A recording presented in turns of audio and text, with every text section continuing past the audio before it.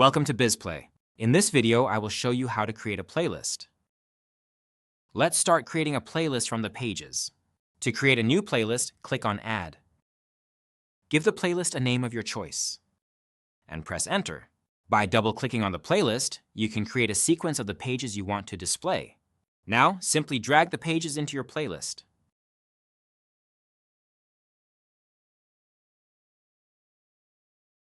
You can also change the order by dragging them.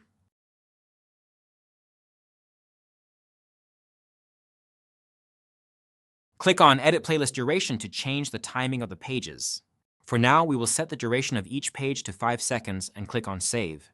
We can also change the page transitions of the pages.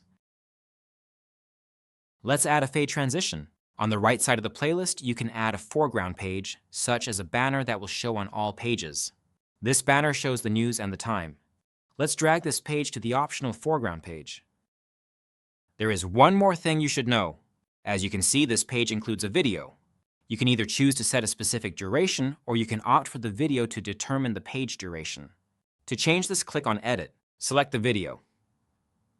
Under Video Properties, you can check or uncheck this option. Click on Save and Back, and that's it for now. We just created our playlist.